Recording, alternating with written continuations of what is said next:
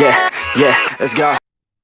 चलो, पहला chapter 12th का जो सीधे 11th से जुड़ा हुआ है।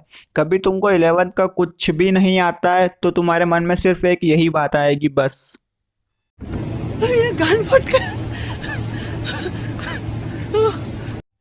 खैर कोई बात नहीं, पहले मैं 11th का रिवीजन कराऊंगा, उसके बाद अपन 12th का रिवीजन मतलब बेसिक पढ़ेंगे और उसके बाद एक्सरसाइज शुरू करेंगे, ठीक है। तो सबसे पहले हेडिंग डाल लो, चैप्टर 1 क्लास 12th का क्या नाम है भाई? Relations and functions. Relations and functions, ठीक। तो पहले अपन इसके बारे में पढ़ेंगे और फिर बाद में इसके बारे में।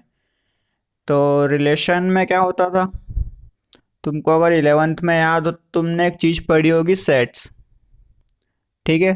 कुछ इस टाइप से होते थे वो, 1 2 3 4, कुछ भी एलिमेंट्स एक कर्ली ब्रैकेट में लिखे होते थे, ठीक है। ये होता था टेबुलर फॉर्म, है ना। और इसी को लिखने का एक और तरीका था जिसको सेट बिल्डर फॉर्म बोलते थे, उसमें इसके डेफिनेशन लिखते थे। तो डेफिनेशन किस टाइप से आएगी, जैसे ये क्या है 1 2 3 4, नेचुरल नंबर से अप टू 4 तक।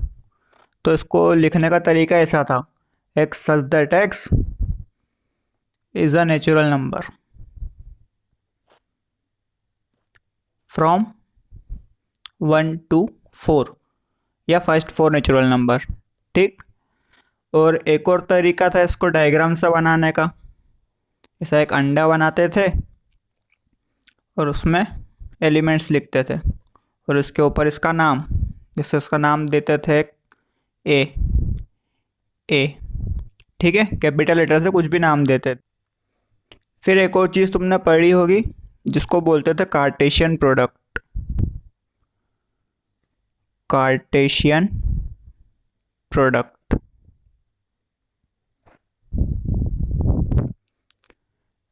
ठीक। जैसे एक और कोई सेट ले लो तुम बी, वो ले लो ए बी सी, ठीक। अपने को ए और बी का क्या निकालना है, कार्टेशियन प्रोडक्ट। तो ए हो गया 1 2 3 4, बी हो गया ए बी सी। तो कार्टेशियन प्रोडक्ट को इस टाइप से लिखते थे, ए क्रॉस बी इक्वल टू, इसमें क्या होता था कि इसका एक एक एलिमेंट, एक का एक एक एलिमेंट दूसरे के हर एक एलिमेंट के साथ एक कार्टेशियन पॉइंट जैसा बनाएगा, ठीक। कैसे, जैसे 1 ने बनाया ए के साथ, फिर 1 ने बनाया बी के साथ, फिर 1 ने सी के साथ, इसके पहले ने इसके सब के साथ, फिर अब दूसरे ने सबके साथ बनाएगा, तीसरा सबके साथ बनाएगा और चौथा सबके साथ बनाएगा। 2a 2b 2c 3a 3b 3c 4a 4b 4c, ठीक। तो ये क्या हो गया, कार्टेशियन प्रोडक्ट, ठीक है। जो पहला एलिमेंट है वो पहले सेट का है, जो दूसरा दूसरा एलिमेंट है वो दूसरे सेट का है, ठीक है। ये जो ब्रैकेट के अंदर पूरा लिखते थे इसको बोलते हैं ऑर्डर्ड पेयर, ठीक है। इसी से आया था रिलेशन। रिलेशन क्या होता है कि दो एलिमेंट्स के बीच में क्या रिश्ता है, ठीक। तो ये तो पूरा ए क्रॉस बी हो गया, लेकिन जरूरी नहीं कि हर बार पूरा ही हो, कभी कुछ कम एलिमेंट भी हो सकते हैं जो रिलेशन होगा उसमें। अब वो रिलेशन किस टाइप से डिफाइंड है ये उस बात पे डिपेंड करेगा। तो जो आर होता है, ये रिलेशन है ना, वो क्या होता है, या तो सबसेट होगा या उसके इक्वल होगा, किसके, ए क्रॉस बी के। ए क्रॉस बी क्या है, कार्टेशियन प्रोडक्ट है किसी दो सेट का, लिख लो इतना। सपोज करो कि जो रिलेशन है वो कुछ इस टाइप से, जो अपन ने दो सेट अभी पहले लिए थे उनको ही ले लेते हैं अपन वापस। क्या था, एक सेट था ए, 1 2 3 4। ठीक है, दूसरा क्या था, ए बी सी, उनके बीच में कुछ रिलेशन डिफाइंड है आर। ठीक है, उससे जो एलिमेंट्स है वो कुछ इस टाइप से जुड़े हुए हैं। 1 जोड़ा है ए से, 2 भी जोड़ा है मान लो ए से,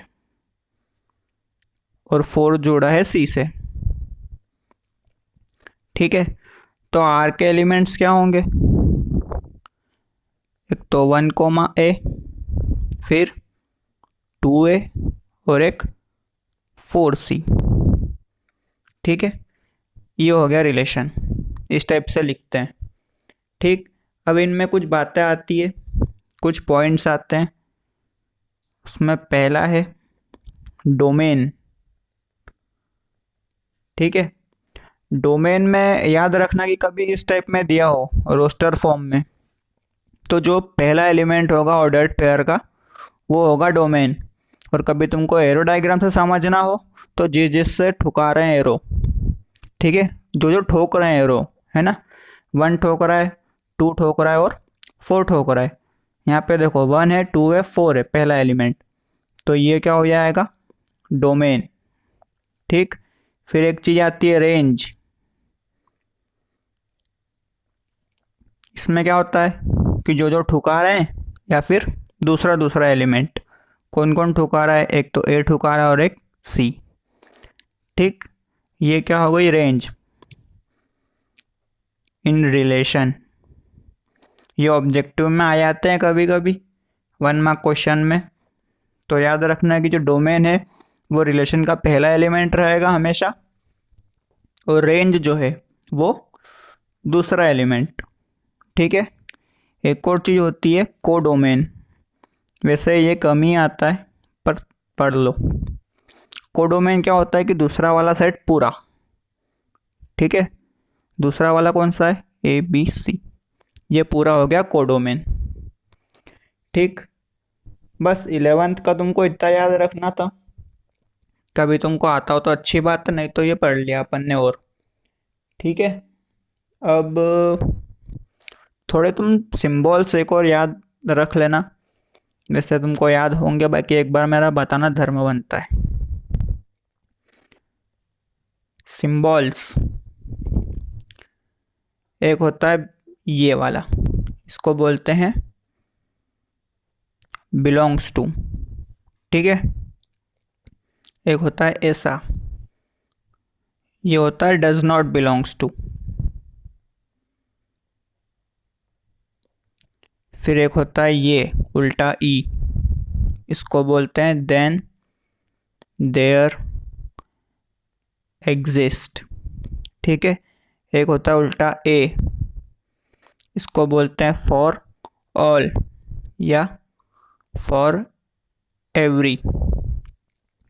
एक होता है ये, इसका मतलब होता है देन या फिर इम्प्लाइज दैट।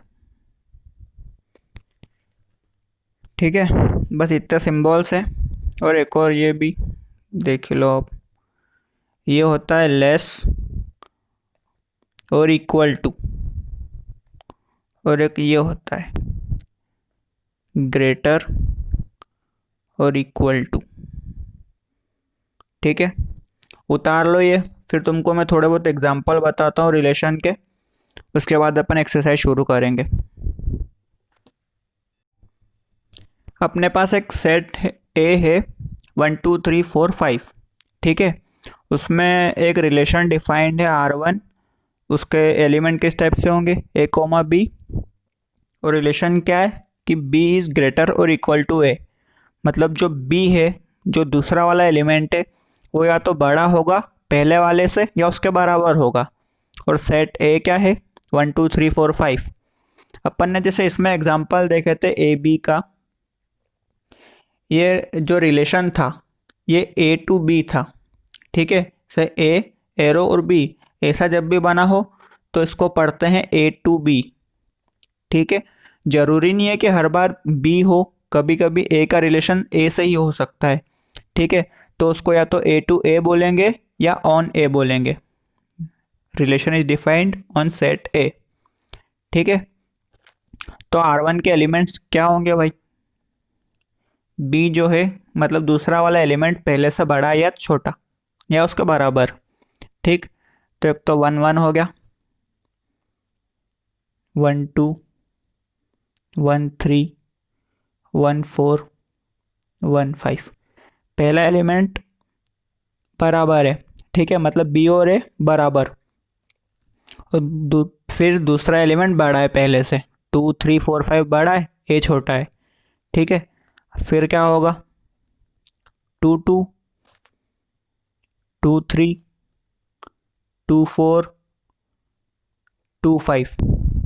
ठीक है, 2 1 नहीं आएगा, 2 1 आएगा तो बी छोटा हो जाएगा उस केस में, उस हिसाब से रिलेशन में नहीं आएगा। ठीक है, फिर 3 3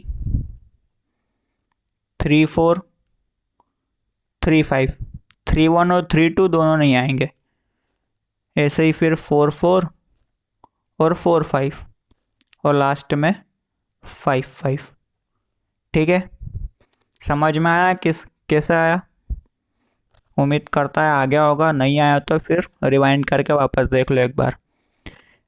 एक और एग्जांपल लें, R2, वो मान लो a comma B such that b minus a is greater than 0। ठीक है, तो अगर समझ लो कुछ इस टाइप से रिलेशन दिया है तो तुम सोच सकते हो कि अगर b माइनस ए ग्रेटर देन 0 है तो मतलब b ग्रेटर देन a होगा। ठीक है, तभी तो पॉजिटिव वैल्यू कुछ मिलेगी अपने को। तो उस केस में R2 क्या होगा? b ग्रेटर देन a, मतलब जो b है, ये जो दूसरा एलिमेंट है वो पहले से बड़ा है, तो इक्वल वाले नहीं आएंगे इसमें। 1 1 हटा दो, 2 2 हटा लो, 3 3 हटा लो, 4 4 और 5 5 भी हटा लो, तो बचे कौन कौन से? 1 2 1 3 1 4 1 5, 2 3 2 4 2 5, 3 4 3 5 और 4 5। ठीक है, एक और एग्जांपल लेते हैं, R3। क्या लें उसमें? A और B is such that difference of A and B is even integer। ठीक है, इवन इंटीजर बोला है उसने या अपन ने माना है, तो ए और बी का डिफरेंस पहले आए या बाद में आए कोई मतलब नहीं, इवन इंटीजर है मतलब पॉजिटिव इंटीजर भी हो सकता है और नेगेटिव इंटीजर भी हो सकता है। तो इवन इंटीजर काय में आएंगे? R3। पहले 1 से शुरू करते हैं, 1 और 1 हो सकता है क्योंकि 1 माइनस 1 0 होगा और 0 को अपन नॉर्मली इवन समझते हैं। ठीक है, फिर 1 2 तो नहीं आएगा क्योंकि ऑड आ जाएगा 1 और 2 का डिफरेंस। 1 3 आ जाएगा, 1 4 का नहीं आएगा और 1 5 आ जाएगा। ठीक है, ऐसे 2 2 आ जाएगा, फिर 2 4 आ जाएगा, 2 5 भी नहीं आएगा, फिर 3 1 आ जाएगा, 3 2 आएगा, नहीं आएगा, 3 3 आएगा, 3 4 नहीं आएगा, 3 5 आएगा। ठीक है, अब 1 हो गया, 2 हो गया, 3 हो गया, 4 से शुरू करते हैं। तो 4 में क्या आएगा? 4 और 2, बस। 4 और 1 भी नहीं आएगा, 4 और 3 भी नहीं आएगा और 4 और 5 भी नहीं आएगा, और एक 5 और 5, और कोई तो नहीं आएगा मेरे हिसाब से, बस उतार लो इतना। जैसे 5 1 और 5 3 भी तो आएगा, भूल गए। 5 और 1 4 हो जाएगा और 5 और 3 का डिफरेंस 2 हो जाएगा, तो ये भी लिख लो। ठीक है, एक और एग्जांपल देख लेते हैं अपन। क्या ले भाई, R4। सोचो सोचो। A comma B is such that A plus b is greater than 2। A और बी का जो सम है वो 2 से बड़ा है। चलो देख लेते हैं सम बड़ा कैसे आएगा।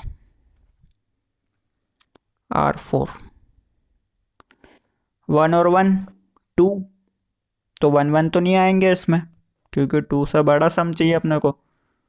तो पहला होगा 1 2, फिर 1 3, 1 4, 1 5, फिर 2 1 हो जाएगा, 2 2, 2 3, 2 4, 2 5, 3 1, 3 2 अप टू 3 5, ऐसे ही 4 1, 4 2 अप टू 4 5।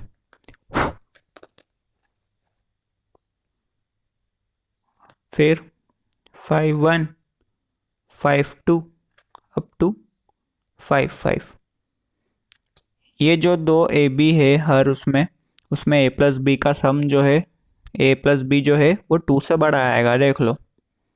ठीक, तो ये हो गया R4। वैसे ये सब 11th का ही बेसिक था। अब अपन शुरू करते हैं क्लास 12th का। हेडिंग डालेंगे अब 12.1 के बेसिक्स।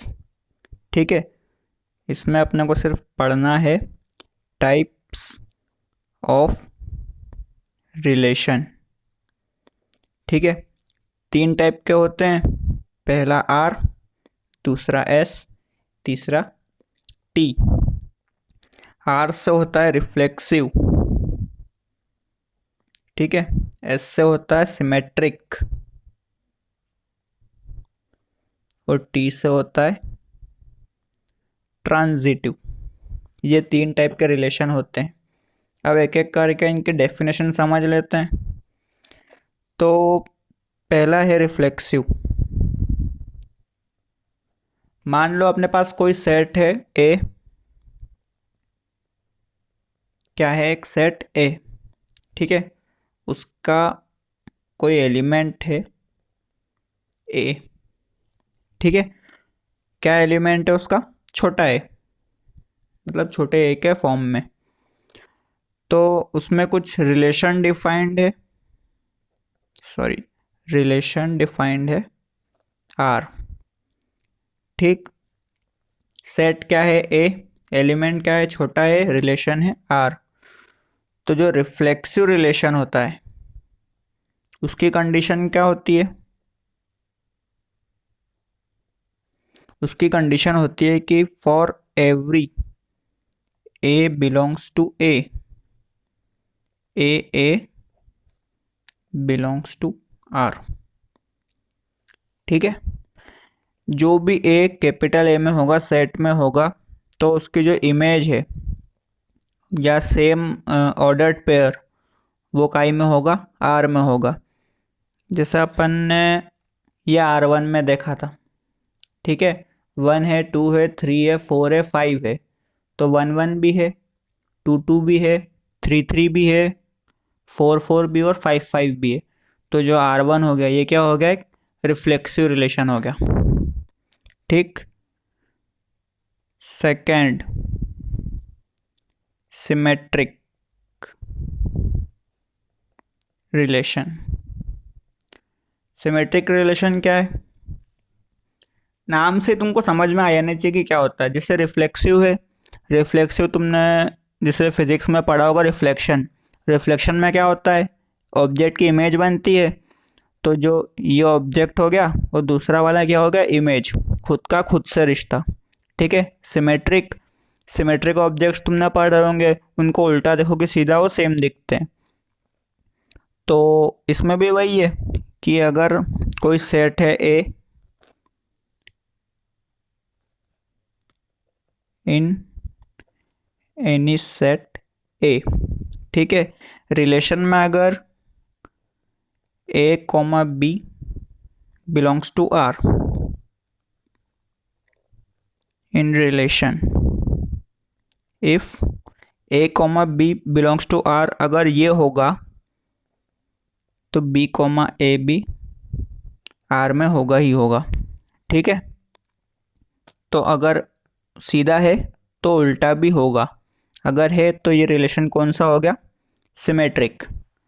अब तीसरा देख लो, आखिरी।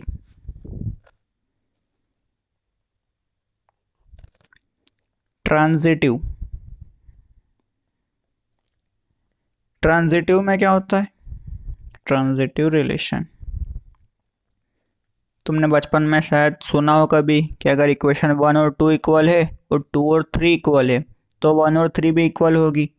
तो उस टाइप से इसमें भी होता है कि if a B belongs to R and B C belongs to R, तो इसका मतलब है कि a c belongs to R होगा। अगर हुआ a c belongs to R तो ट्रांजिटिव रिलेशन होगा, नहीं हुआ तो ट्रांजिटिव रिलेशन नहीं होगा। इसमें भी अगर ए बी आर में है तो बी ए भी आर में होगा, अगर हुआ तो सिमेट्रिक है, नहीं तो नहीं है। ठीक, अगर ये तीनों हो गए, R plus S plus T तीनों हो गए, है ना, तो इसको बोलेंगे इक्विवेलेंस रिलेशन। ठीक है, अगर नहीं हुए तो नॉन इक्विवेलेंस रिलेशन। उतार लो इतना।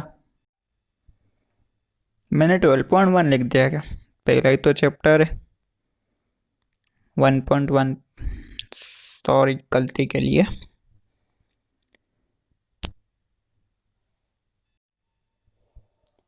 ठीक है, एक्सरसाइज 1.1 पहला क्वेश्चन क्या बोल रहा है कि जो रिलेशन गिवन है उसमें अपने को पता करना है कि रिफ्लेक्सिव है, सिमेट्रिक है या ट्रांजिटिव है या तीनों नहीं है। ठीक है, तो उसमें पहला क्या दिया हुआ है अपने को, सेट ए गिवन है 1 2 3 अप टू 14 तक। उसमें जो रिलेशन है वो क्या डिफाइंड है कि 3x माइनस वाई जो है वो इक्वल टू 0 है।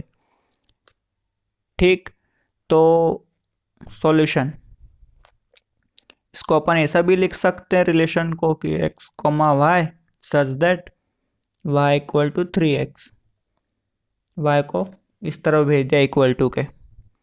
तो अब इसके एलिमेंट्स क्या क्या होंगे, x1 रखा तो y कितना आएगा 3, है ना।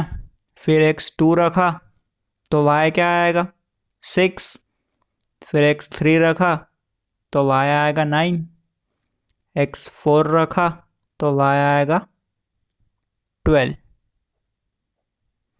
ठीक, x5 रखेंगे तो y आएगा 15, लेकिन a में कहाँ तक एलिमेंट है 14 तक ही है, तो अपन 5 नहीं रख सकते, तो उसको यहीं बंद कर दो। अब इसमें अपने को चेक करना है कि रिफ्लेक्सिव है कि नहीं है, सिमेट्रिक है या नहीं है, ट्रांजिटिव है या नहीं है। तो पहले अपन चेक करते हैं रिफ्लेक्सिव।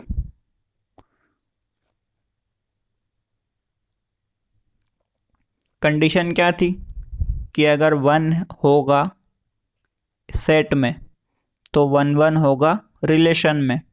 क्या 1 1 दिख रहा है कहीं पे, नहीं है, एक नहीं दिख रहा तो बाकी देखने की कोई ज़रूरत ही नहीं अपने को, तो डायरेक्ट लिखेंगे। इसका लिखने का तरीका तुम ध्यान से सीख लेना अच्छे से, क्योंकि पेपर में लिखते नहीं बनता बच्चों को, सिंपल चीज़ें भी समझ नहीं आती और फालतू मार्क्स कटवा के बैठ जाते हैं। तो for every A belongs to A, a does not belongs to R. ठीक है, जो सेट ए है उसका एक कोई एलिमेंट लिया अपन ने 1, तो 1 1 जो है वो नहीं है आर में। ठीक, और for 1 belongs to A 1 1 does not belongs to R. ठीक है, इस टाइप से भी लिख सकते हैं, इस टाइप से भी, जो तुमको अच्छा लगे वो लिखो। तो क्या लिखेंगे अपन कि आर इज नॉट रिफ्लेक्सिव। ठीक है, अब सिमेट्रिक चेक करें। Symmetric relation,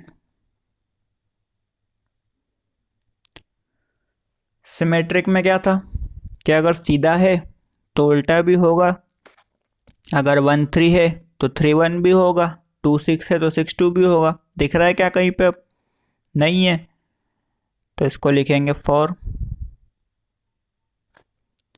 if 1 3 belongs to R, then 3 1 R में नहीं है। ठीक है, तो लिख दो कि R इज नॉट सिमेट्रिक। उतार लो इतना।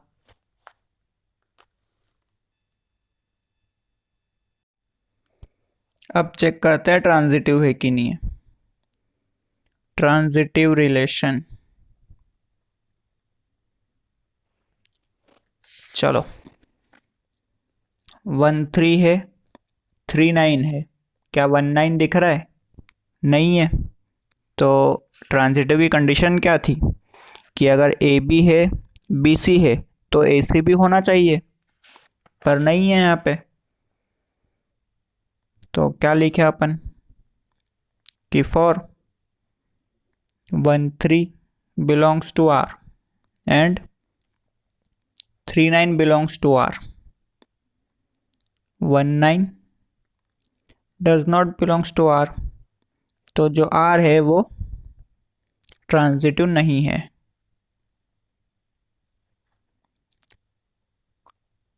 खत्म। बी क्या बोल रहा है? सेकंड वाला क्वेश्चन कहाँ गई book?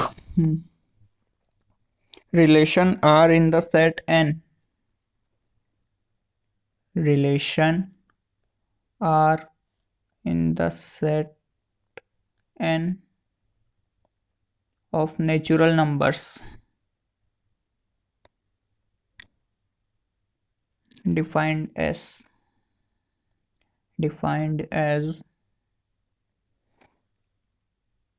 x comma y such that y equal to x plus 5। और एक और कंडीशन क्या दी हुई है?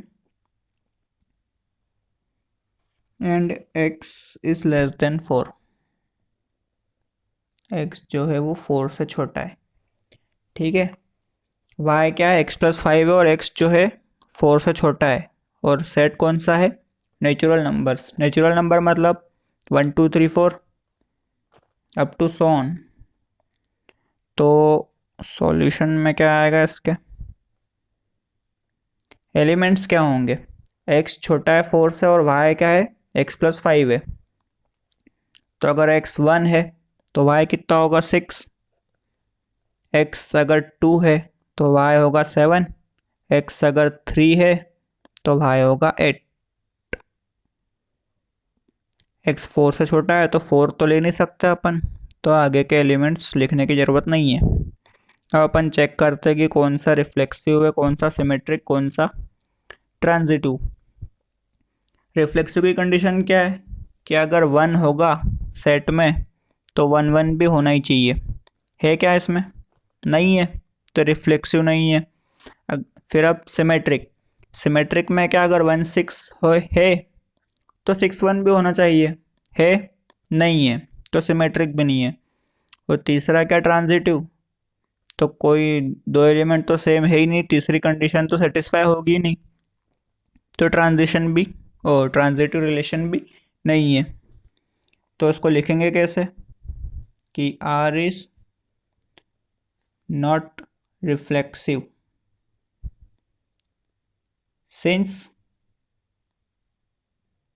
1 belongs to N, 1 1 does not belongs to R। ठीक है, फिर R इज नॉट सिमेट्रिक। क्यों? कि सिंस 1 6 बिलोंग्स टू R पर 6 1 does not belongs to R. ठीक, और क्या है, आर इज नॉट ट्रांजिटिव। क्यों? There is no common elements as a b and B c. ठीक है, और जो ए बी है वो भी आर में होगा और बी सी है वो भी आर में होगा। ऐसा कोई एलिमेंट है क्या? नहीं है, तो ट्रांजिटिव भी नहीं होगा वो। ठीक है, लिखने का अपना अपना तरीका भी हो सकता है, लेकिन पेपर में अच्छे से वर्ड्स में सही तरीके से लिखना, तो ही मार्क्स मिलेंगे पूरे। चलो अब तीसरा देखते हैं। तीसरे में क्या दिया हुआ है, अपने को एक सेट दिया हुआ है ए 1 2 3 4 5 6। ठीक है, एक रिलेशन क्या डिफाइंड है उसमें कि y is divisible by x। मतलब जो y है उसको अगर x से डिवाइड करेंगे तो अपने को एक इंटीजर मिलेगा। ठीक, तो इसमें एलिमेंट कौन कौन से होंगे? 1 1, 1 को अगर 1 से डिवाइड करा तो 1 आएगा। फिर 1 2, 2 को अगर 1 से करा तो 2 आएगा, इंटीजर है तो 2 डिविजिबल है। तो 1 से तो सारे ही है, 1 4 1 5 1 6। ठीक है, अब 2 की बारी, 2 1 से है, नहीं 2 1 तो नहीं आएगा, 2 2, क्योंकि 1 2 से डिविजिबल नहीं है। ठीक है, 2 1 से है। फिर 2 4, 4 डिवाइडेड बाय 2 करेंगे तो आएगा, मतलब डिविजिबल है 4 2 से। और 2 6, 6 जो है वो 2 से डिविजिबल है। फिर 3 3 और 3 6, 3 से सिर्फ 3 और 6 डिविजिबल है, 1 2 4 5 नहीं होगा, 4 4 5 5 और 6 6। ठीक है, 4 से सिर्फ 4 ही जाएगा, डिवाइड होगा, बाकी 1 नहीं होगा, 2 नहीं होगा, 3 नहीं होगा, 5 नहीं होगा, 6 नहीं होगा। सेम 5 और 6 के साथ भी यही होगा। ठीक है, तो रिलेशन की याद है अपने पास एलिमेंट्स। अब अपने को चेक क्या करना है इनका, कि रिफ्लेक्सिव है या सिमेट्रिक है या ट्रांजिटिव है या नहीं है। तो पहले अपन चेक करते हैं रिफ्लेक्सिव।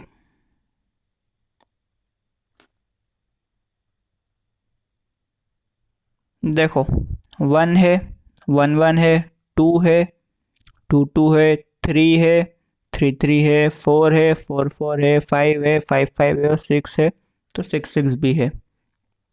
तो इसको अपन लिख सकते हैं कि for every A belongs to A, a comma A belongs to R, so A is reflexive relation या reflexive। B symmetric relation।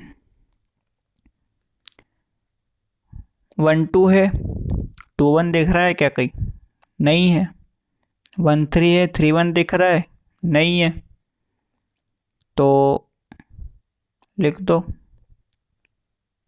Sorry क्या लिखेंगे अपन, for 1 2 belongs to R, 2 1 does not belongs to R। तो क्या हो गया, R is not symmetric relation। C transitive relation। Transitive है कि नहीं है? 1 1 है, 1 2 है, तो 1 2 तो होगा। 1 2 है, 2 4 है, तो 1 4 है क्या है।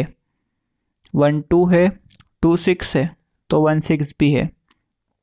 1 3 है, 3 6 है, तो 1 6 भी है। ठीक है, फिर 1 4 है और बाकी तो है ही है सब। तो for every a B belongs to R and B C belongs to R, then AC belongs to R. So R is transitive relation. उतार लो।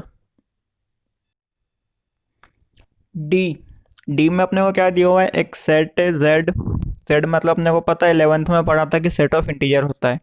ठीक है, उसमें जो रिलेशन है वो क्या डिफाइंड है कि एक्स माइनस वाई है वो एक इंटीजर है। तो एक्स माइनस वाई जो है वो क्या है, इंटीजर है। तो सबसे पहले अपन चेक करेंगे क्या है, रिफ्लेक्सिव। रिफ्लेक्सिव में क्या है कि x बिलोंग्स टू z। ठीक है, मतलब x क्या है, एक इंटीजर है, तो x माइनस एक्स क्या होगा, ज़ीरो होगा। अब ज़ीरो बिलोंग्स टू z होता है क्या, बिल्कुल होता है, क्योंकि ज़ीरो भी क्या है, इंटीजर है। तो x माइनस एक्स ज़ीरो है, x माइनस वाई इंटीजर है। तो x माइनस वाई जब था तो x Y belongs to R था। तो जब ज़ीरो है, x माइनस एक्स है, तो x comma x belongs to R होगा। तो R जो है वो क्या है, रिफ्लेक्सिव रिलेशन होगा। ठीक है, वैसे अब सिमेट्रिक में क्या होगा, मान लो कि x Y belongs to R है। अगर x Y belongs to R है मतलब क्या है कि एक्स माइनस वाई है और वो क्या है, इंटीजर है। तो x minus y is integer. ठीक है, तो इसमें से अगर अपन माइनस कॉमन निकाल लें इसी में से, तो इसको इस टाइप से लिख सकते हैं कि minus y minus x is integer. सिर्फ अपन ने माइनस बाहर निकाला है, तो इसको सपोज करो ये 1 है, तो ये क्या हो जाएगा, -1। ठीक है, ये पूरा, तो मतलब y माइनस एक्स क्या है, वो भी एक इंटीजर हो गया।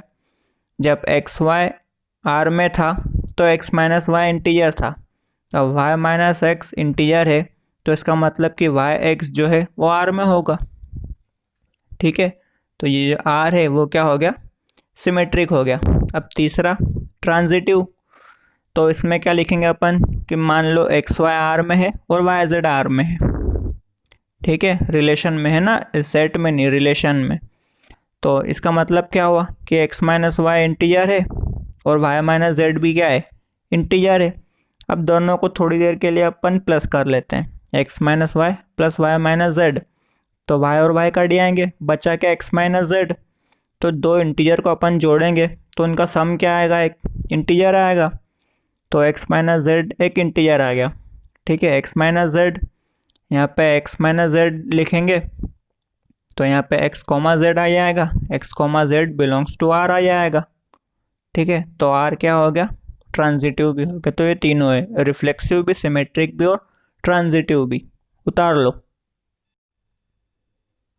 पांचवे में 5 पार्ट पार्ट दिए हुए अपने को, उसमें पांचों में चेक करना है कि क्या वो रिफ्लेक्सिव है, क्या सिमेट्रिक है या ट्रांजिटिव है। ठीक है, तो रिलेशन किस तरीके से डिफाइंड है, उसमें एक सेट दिया हुआ है ए। वो सेट क्या है, उसमें सारे ह्यूमन बीइंग्स है एक शहर के। ठीक है, किसी टाइम पे। तो पहला जो रिलेशन है वो क्या है कि x and Y work at same place. तो इसमें अपन चेक करते हैं पहले रिफ्लेक्सिव।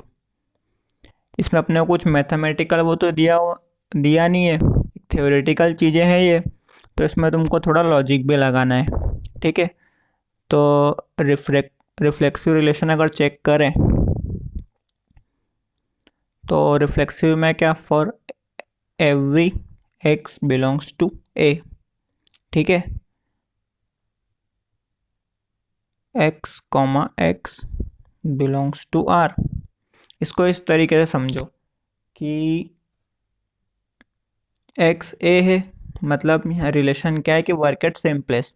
एक्स किसी जगह पे काम कर रहा है, तो क्या उसकी परछाई भी उसी जगह काम करेगी, बिल्कुल करेगी, बस कांच कांच में देखने की ज़रूरत है अपने को।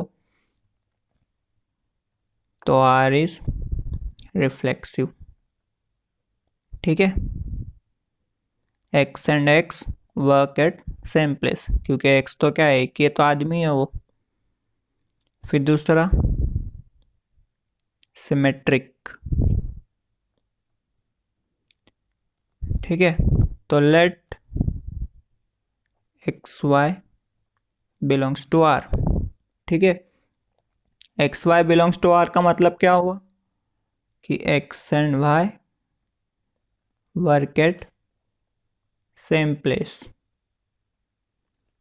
ठीक है, क्या इसका इसका मतलब अपन ये लिख सकते हैं कि y x belongs to R. अगर एक्स और वाई एक ही जगह काम कर रहे हैं तो वाई और एक्स पे तो एक ही जगह काम करेंगे ना, साथ में तो काम कर रहे हैं, क्योंकि work at same place. Logic लगाना है बस, लिखने का तरीका आना चाहिए इनमें। तो आर इज सिमेट्रिक। फिर तीसरा क्या, ट्रांजिटिव। इसमें क्या, तीन लेना है अपने को, तो let x Y belongs to R and Y Z belongs to R.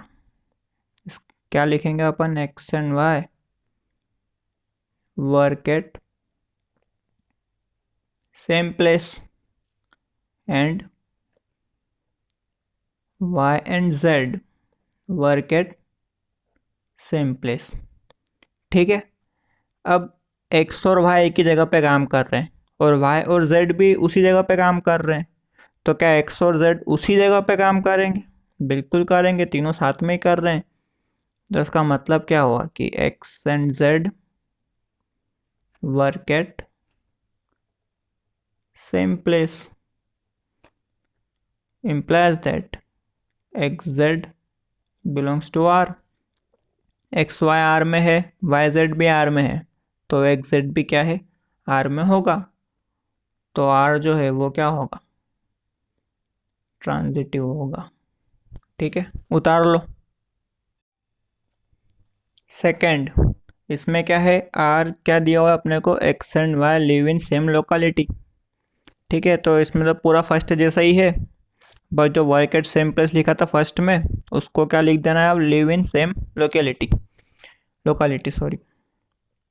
तो मन से कर लेना, ये तो पूरा लिख लेना तुमने।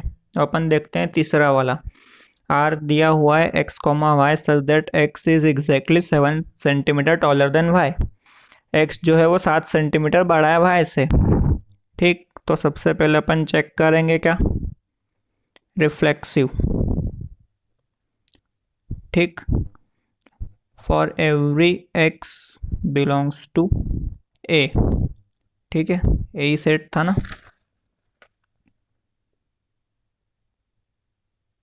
हाँ, जो भी हो अपने मन से ले लेना।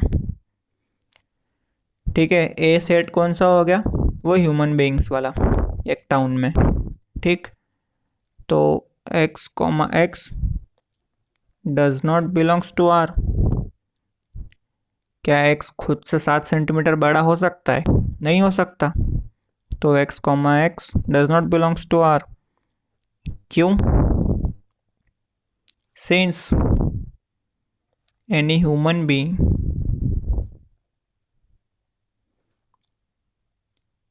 कैन नॉट बी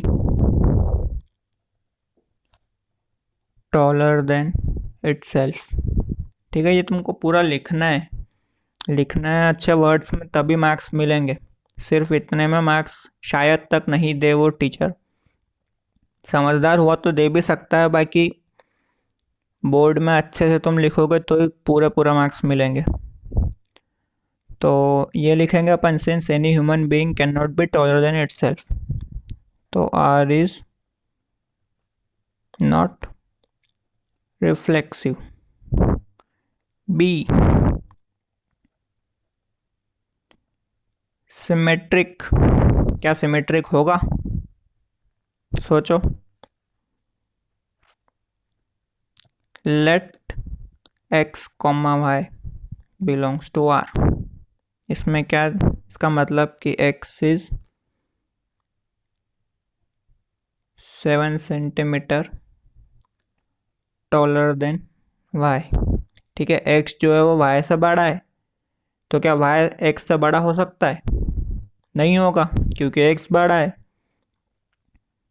तो y, x does not belongs to r since y is smaller. So r is not symmetric। ठीक है, अपन चेक करते हैं क्या कि ट्रांजिटिव है या नहीं है। ट्रांजिटिव, इसमें तो पहले वही कि x, y मान लो r में है, और y z भी क्या है, r में है। इसका मतलब क्या है कि x is 7 centimetre taller than y and y is 7 centimetre taller than z। इसका मतलब ये हुआ। ठीक है, अब इन दोनों को कंबाइन करके देखें तो x z से कितना बड़ा है, 14 सेंटीमीटर बड़ा है।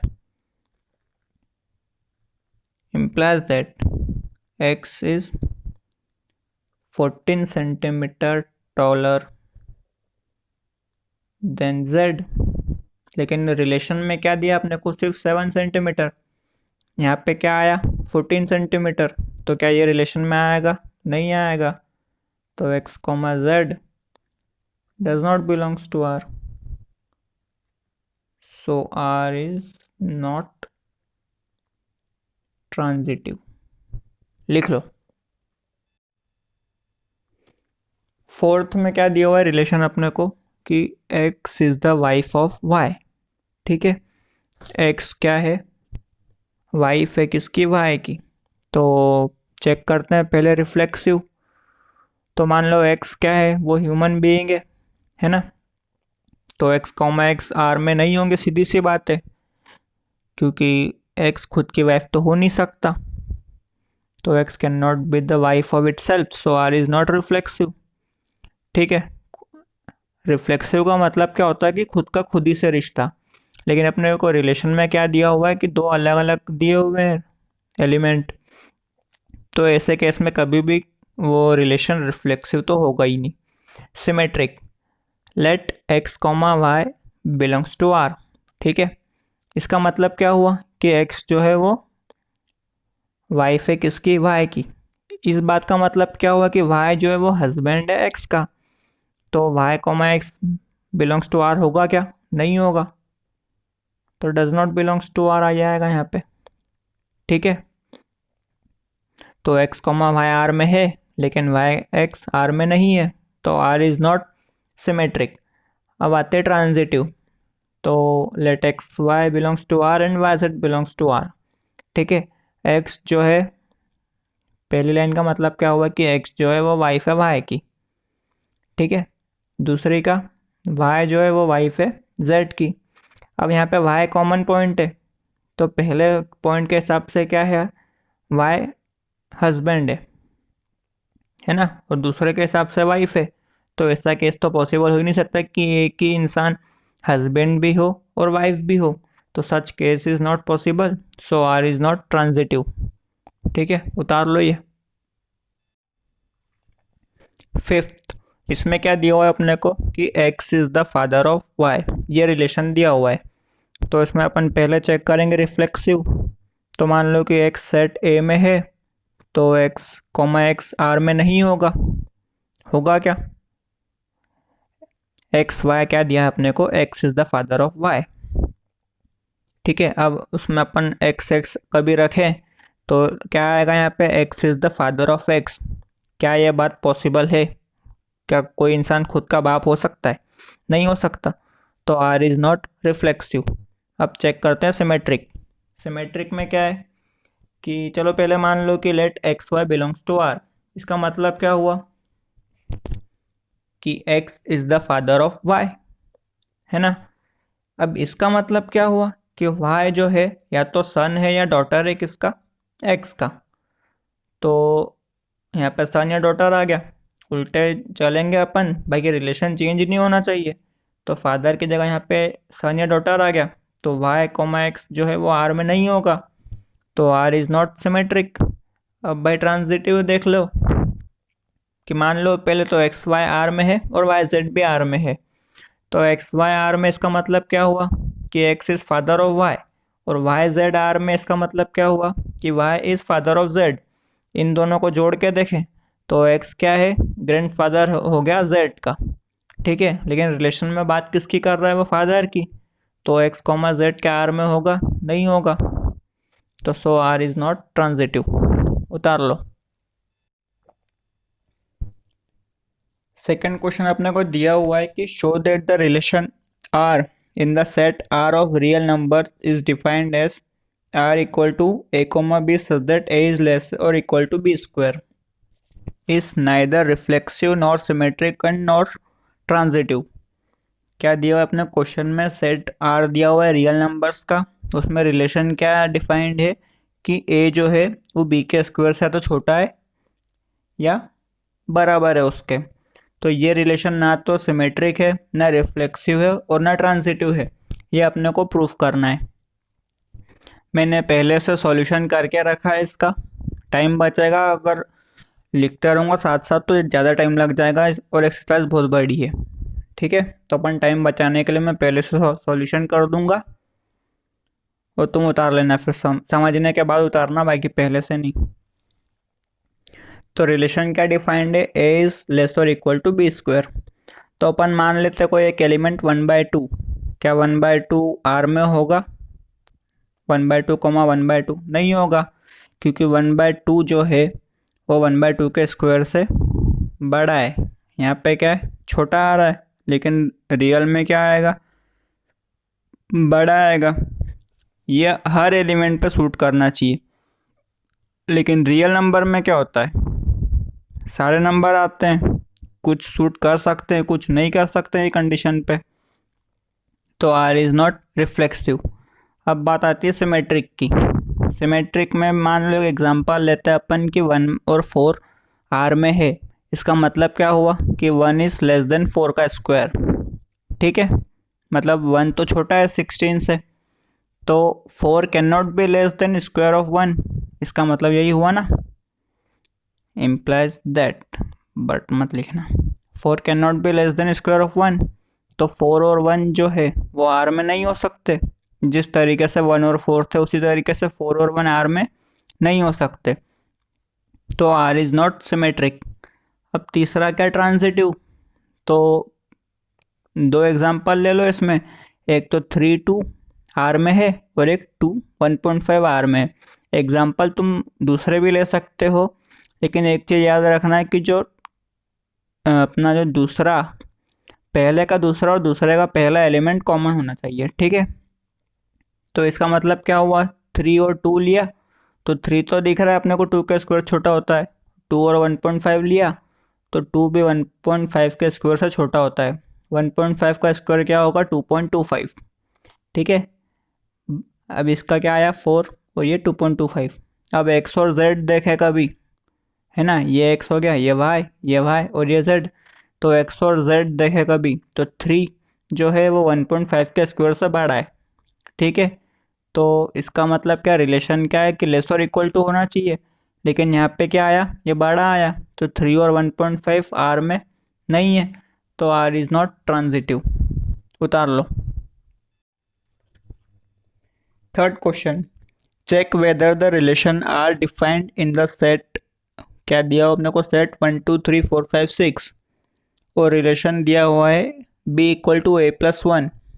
अपने को ये पता करना है कि क्या ये रिफ्लेक्सिव है कि नहीं है, सिमेट्रिक है या नहीं है, और ट्रांजिटिव है या नहीं है। ठीक है, तो सेट को अपन ने कुछ नाम दे दो, पहले तो सेट ए मान लो उसको, क्या है उसके एलिमेंट्स 1 2 3 4 5 और 6।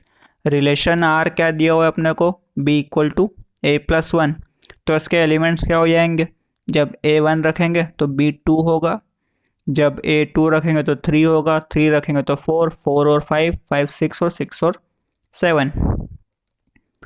रिफ्लेक्सिव, पहले चेक करता हूँ रिफ्लेक्सिव है या नहीं। तो since for every A belongs to A, हर ए जो कैपिटल ए में है, क्या ए कॉमा ए आर में दिख रहा है तुमको? नहीं है। मतलब सेम सेम नंबर दिख रहे हैं क्या ऑर्डर्ड पेयर? नहीं है, तो R is not reflexive, symmetric. अब इसमें देखो 1 2 है आर में, 2 1 कहीं से कहीं तक दिख रहा है तुमको पूरे में? नहीं है। तो जैसे सीधे हैं वैसे अगर उल्टे भी हो तो सिमेट्रिक होता है, नहीं तो नहीं होता है।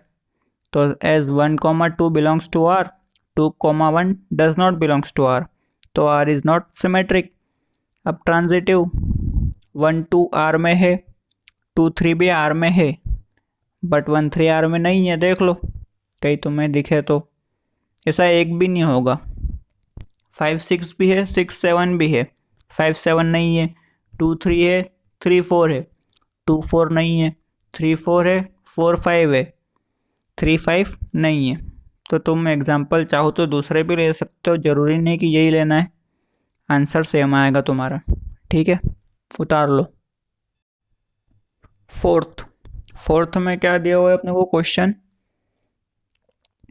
Show that the relation R in real number defined as R equal to A is less और equal to B is reflexive and transitive but not symmetric. ठीक है, तो रियल नंबर का सेट है, उसमें रिलेशन डिफाइंड है ए is less और equal to B. तो अपने को बताना है कि ये रिफ्लेक्सिव है, ट्रांजिटिव भी है, बट सिमेट्रिक नहीं है। तो रिलेशन पहले लिख लिया अपन ने, ए इज लेस और इक्वल टू बी। पहले चेक करते हैं रिफ्लेक्सिव है या नहीं है। तो अगर ए कोई रियल नंबर में है तो ए कॉमा ए होगा रिलेशन में।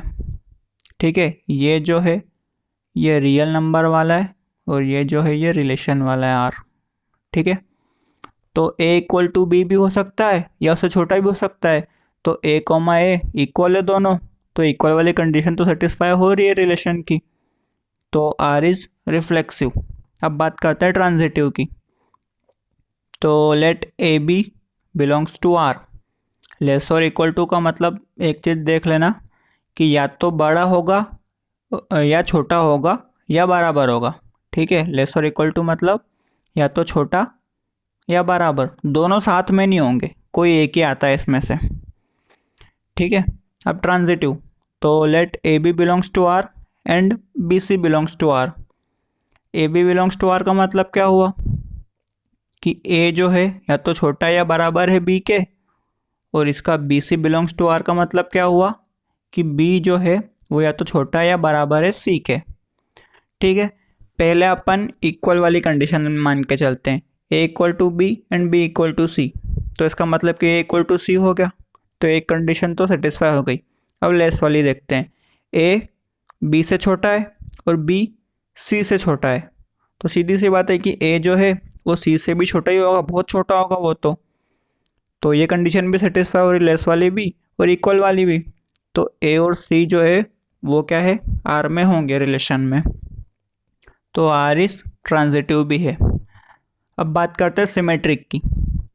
अपन मान लेते हैं कि 2 और 4 रिलेशन में है, मतलब 2 इज लेस देन 4 है ना, 2 इज लेस देन 4, तो 4 इज नॉट लेस देन 2, इसका मतलब यही हुआ। उल्टा लिखेगा अभी तो इसको, तो 2 4 है, 2 4 आ गया। ठीक है, 4 2 नॉट आया, तो यहाँ पे भी डज नॉट बिलोंग्स टू आ जाएगा आर के, तो आर इज नॉट सिमेट्रिक। उतार लो इतना। फिफ्थ क्वेश्चन क्या दिया है, check whether the relation R in real number defined as, जो कंडीशन दी है वो ए इज लेस और equal to b cube is reflexive, symmetric और ट्रांजिटिव। अपने को चेक करना है कि ये रिलेशन रिफ्लेक्सिव है या ट्रांजिटिव या सिमेट्रिक। ठीक है, तो लिख लो पहले तो कंडीशन क्या है कि ए इज लेस और इक्वल टू बी क्यूब। सबसे पहले अपन चेक करेंगे रिफ्लेक्सिव है कि नहीं। तो सपोज कर लो एक कोई एलिमेंट ए इक्वल टू 1/2। ठीक है, तो क्या 1/2 आएंगे आर में? नहीं आएंगे, does not belongs to R. ठीक है, A comma A does not belongs to R. क्यों? क्योंकि 1/2 जो है वो 1/2 के क्यूब से बड़ा होता है। 1/2 मतलब आधा, 1/2 का क्यूब मतलब 1/8 मतलब आधा पाव। तो आधा बड़ा होता है, आधा पाव छोटा होता है। तो आर इज़ नॉट रिफ्लेक्सिव। फिर सेकंड कंडीशन का ही क्या लगे, सिमेट्रिक की। तो उसमें एग्जांपल अपन ने एक ले लिया कि 1/1, 2 रिलेशन में है। ठीक है, तो क्यों? ये 1 लेस और इक्वल टू 2 क्यूब है ना? ये इसमें रखा कभी अपन ने रिलेशन की कंडीशन में, तो ये तो सेटिस्फाई हो रहा है। अब उल्टा करो उसको, 2 1 वो आएगा क्या आर में? नहीं आएगा, डज नॉट बिलोंग्स टू। क्यों नहीं आएगा? क्योंकि 2 जो है वो 1 क्यूब से बड़ा होता है। ठीक है, तो आर जो है वो सिमेट्रिक भी नहीं है। फिर आया ट्रांजिटिव। उसमें भी अपने को 3 कोई नंबर लेना है एग्जाम्पल के उसमें, जिसमें कि एक नंबर कोई कॉमन हो। ठीक है, तो पहला लिया 3 और 3/2, और दूसरा लिया 3/2 और 6/5। 3/2 दोनों में कॉमन है, तो अपन ने मान लिया कि ये जो दोनों पॉइंट है वो रिलेशन में है। तो 3 छोटा है इससे, 3/2 के क्यूब से, और 3/2 छोटा है 6/5 के क्यूब से। नहीं भरोसा हो तो करके देख लेना खुद ही। बट अब देखो, ए बी, बी सी, ये तो आर में है। क्या ए सी आर में है? नहीं होगा, क्योंकि जो 3 है वो 6/5 के क्यूब से बड़ा है। तो क्या लिखेंगे अपन कि आर इज़ नॉट ट्रांजिटिव। तो ना तो ये रिफ्लेक्सिव है, ना सिमेट्रिक है, और ना ट्रांजिटिव है। तो लास्ट में लिख दिया ये, ख़त्म। सिंपल था। क्वेश्चन सिक्स्थ क्या बोल रहा है भाई? क्वेश्चन सिक्स देखो, show that the relation R in the set 1 2 3 given by, जो रिलेशन दिया हुआ है वो है 1 2 और 2 1, is symmetric but neither reflexive not transitive. अपने को बताना क्या है इसमें, जो रिलेशन है गिवन वो कैसा है, सिमेट्रिक है, ना तो वो रिफ्लेक्सिव है और ना ट्रांजिटिव। चलो देख लो, गिवन सेट क्या दिया है अपने को, ये 1 2 3। ठीक है, रिलेशन क्या दिया हुआ है, 1 2 और 2 1। दिख ही रहा है ये तो, जो उल्टे सीधे हो वो सिमेट्रिक होते हैं, जो सेम सेम वो हो गए अपने रिफ्लेक्सिव, और जिसमें 3 अपने एलिमेंट आया है सेम सेम और एक कॉमन वाला, और वो इस कंडीशन को सेटिस्फाई करे तो वो ट्रांजिटिव। तो सिर्फ एक ही चीज़ दिख रही है अपने को, तो बस लिख दिया डायरेक्ट। रिफ्लेक्सिव के लिए क्या लिखा अपन ने कि जो 1 1 2 2 या 3 3 नहीं है। ठीक है, तो आर रिफ्लेक्सिव भी नहीं है। सिमेट्रिक के लिए 1 2 है तो 2 1 भी है, दिख रहा है 1 2 है 2 1 है, तो आर क्या है, सिमेट्रिक। और ट्रांजिटिव के लिए 3 अपने एलिमेंट होने चाहिए, बाकी 2 ही है। तो सिंपल सी बात है, होगा नहीं बाकी अपने को इस तरीके से लिखना है कि पहले 1 2 बिलोंग्स टू आर करा और 2 1 बिलोंग्स टू आर करा, तो 2 कॉमन हो गया। 1 1 है क्या? नहीं है। ए बी है, बी सी है, ए सी नहीं है, तो आर जो है। सातवां सवाल क्या है, show that the relation R in the set A of all the books in a library of a college given by R equal to x y such that x and y have same number of pages is an equivalence relation। अपने को क्या बताना है कि एक जो relation दिया हुआ है किस सेट में, बुक्स का सेट है एक लाइब्रेरी की, उसमें जो रिलेशन है वो ये है कि जो दो बुक अपन लेंगे एक्स और वाई, वो सेम पेज वाली होगी। ठीक है, दोनों के पेजेस कैसे होंगे, इक्वल होंगे। तो अपने को ये बताना है कि ये रिलेशन जो है वो इक्विवेलेंस है। इक्विवेलेंस मतलब कि रिफ्लेक्सिव भी हो, सिमेट्रिक भी हो, ट्रांजिटिव भी। चलो देखो, पहले तो अपन ने ए मान लिया सेट को कि क्या सेट है वो, set of all books in library. ठीक है, और जो रिलेशन गिवन है वो क्या है, x comma y such that x and y have same number of pages. तो पहले अपन चेक करेंगे रिफ्लेक्सिव।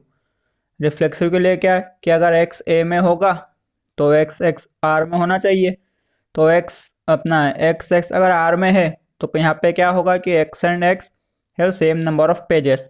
तो क्या एक्स और एक्स के सेम नंबर ऑफ पेज होंगे? बिल्कुल होंगे, एक ही तो बुक है।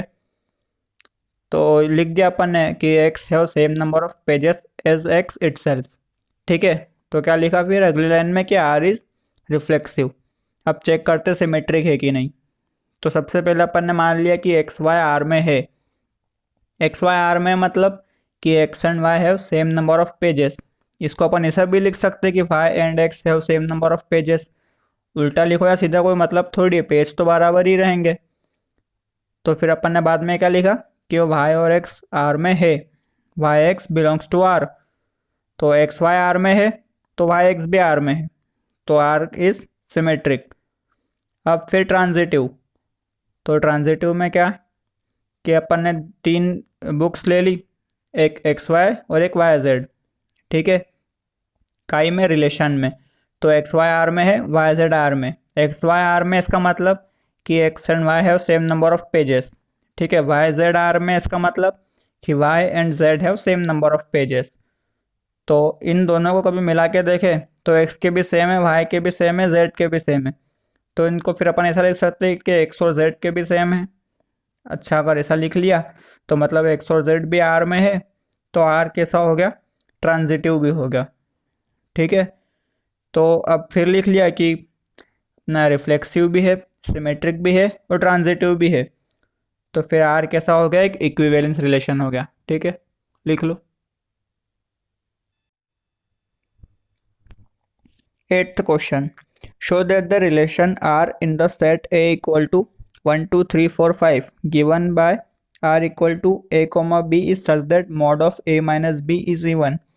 क्या दिया है रिलेशन कि जो मॉड है ए माइनस बी वो इवन नंबर आएगा। ठीक है, अपने को बताना है कि ये रिलेशन इक्विवेलेंस रिलेशन है, और बताना है अपने को आगे फिर show that all the elements of 1 3 5 are related to each other and all the elements of 2 4 are related to each other, but no element of 1 3 5 is related to any element of 2 4।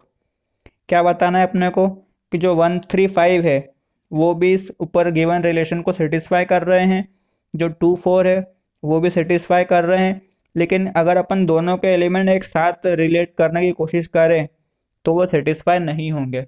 ठीक है, ये अपने को बताना है। तो पहले अपन part A करते हैं। क्या दिया अपने को, given set A equal to 1 2 3 4 5। ठीक है, और रिलेशन क्या गिवन है, ए माइनस बी का मॉड इवन है। तो पहले अपन चेक करेंगे रिफ्लेक्सिव। तो if A belongs to A, तो A minus A belongs to R होगा। क्यों, क्योंकि मॉड ए माइनस ए कि बी की जगह अगर अपन ए रखेंगे तो जीरो आएगा, और जीरो को अपन नॉर्मली इवन नंबर सपोज करते हैं। ठीक है, तो जो आर है वो कैसा हो गया, रिफ्लेक्सिव रिलेशन हो गया। फिर चेक करते हैं सिमेट्रिक। पहले अपन क्या मानेंगे कि ए और ए बी आर में है। ठीक है, इसका क्या मतलब हुआ कि A minus B is even, ये अपने को रिलेशन गिवन है। ठीक है, तो अब इसमें से माइनस कॉमन ले लो, और तो ये क्या हो गया, बी माइनस है। तो से माइनस कॉमन लिया है, जैसे यहाँ पे अगर टू होता तो यहाँ माइनस टू हो गया।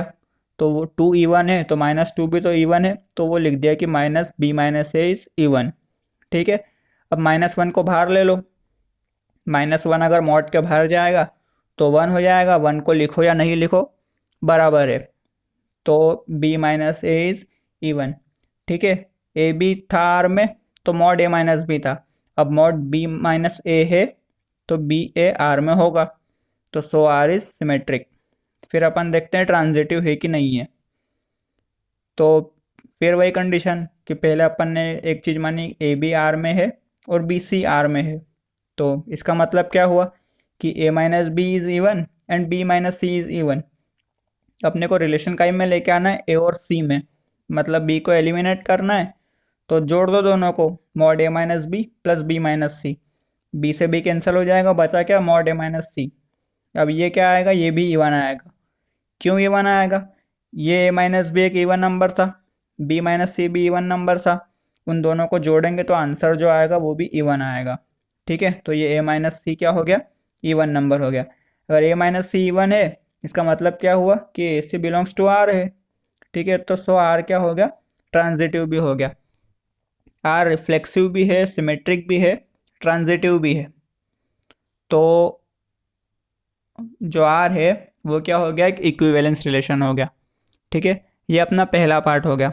अब सेकंड पार्ट अपने को क्या दिया है, 135 दिया हुआ है एक सेट, उसके एलिमेंट्स सब रिलेट कर रहे हैं। एक 24 दिया हुआ है, उसके एलिमेंट भी रिलेट कर रहे हैं। और जो एक अब आपस में रिलेट नहीं कर रहे, 135 और 24 का आपस में कोई रिलेशन नहीं, अपने को वो बताना है। ठीक है, अब 135 में से कोई भी दो नंबर तुम इस रिलेशन में रखो, है ना। ये लिख लो पहले, पूरा रिलेशन तक इक्विवेलेंस रिलेशन है, फिर देखो अब बताता हूँ मैं। ठीक है, अब 135 अपन ने इसमें रखा, या 135 तीनों में से कोई दो एलिमेंट अपन ने इसमें रखे a माइनस बी में, तो जो भी आएगा इसका मॉड वो इवन आएगा। 2 और 4 रखेंगे तो उसका मोड भी क्या आएगा, इवन आएगा। लेकिन अपन एक तरफ 1 रखें और एक तरफ 2 रखें, या एक तरफ 1 एक तरफ 4 रखें, या एक तरफ 3 और 1 3 और 4, इस टाइप से आपस में दो अलग अलग सेट जो गिवन है उनके एलिमेंट कभी इसमें रखेंगे तो जो ना डिफरेंस है मॉड मॉड का वो ऑड आएगा, इवन नहीं आएगा। ठीक है, तो वो आपस में रिलेटेड नहीं होंगे। बस यही अपने को वर्ड्स में लिखना है, तो लिख लो, मैं लिखा देता हूँ, रुको। क्या लिखेंगे अपन बी पार्ट में, all the elements of set 135 are related to each other as all the elements are odd. ठीक है, जो सारे एलिमेंट्स हैं वो कैसे ऑड हैं, तो अपने को पता है कि ऑड नंबर्स का जो डिफरेंस का मॉड्यूलस आएगा वो हमेशा इवन आएगा। ठीक है, similarly all the elements of set 2 4 are related to each other as we know modulus of difference of these two elements will also be even. ठीक है, इन दोनों को अपन 2 - 4 करें या 4 - 2 करें, जो आंसर आएगा मॉड में वो इवन आएगा। ठीक है, अपने को जो रिलेशन दिया हुआ था वो क्या था कि mod a minus B is even, तो इनका डिफरेंस लेंगे इन तीनों का तो भी इवन आएगा, इन दोनों का डिफरेंस लेंगे तो भी इवन आएगा। लेकिन अगर इनका आपस में डिफरेंस लेंगे तो वो ऑड आएगा। ठीक है, तो also no element of 135 is related to 2 4 because the modulus of difference between two elements from each of these sets will not be even। ठीक है, लिख लो, बस खत्म। वर्ड्स में अच्छे से लिखना आना चाहिए तुमको, तभी पूरा मार्क्स मिलेंगे। तो थोड़ी इस चैप्टर के लिए अपनी इंग्लिश सुधार लेना, लिखने की प्रैक्टिस सही से कर लेना। क्वेश्चन 9 से दिया हुआ है अपने को, show that each of the relation R in the set A x belong to Z is such that 0 से लेके 12 तक है एक्स। ठीक है, जेड मतलब होता है इंटीजर। तो पहला रिलेशन दिया हुआ है अपने को कि जो मॉड ए माइनस बी है वो मल्टीपल है 4 का, और जो सेकंड रिलेशन है उसमें ए इक्वल टू बी है।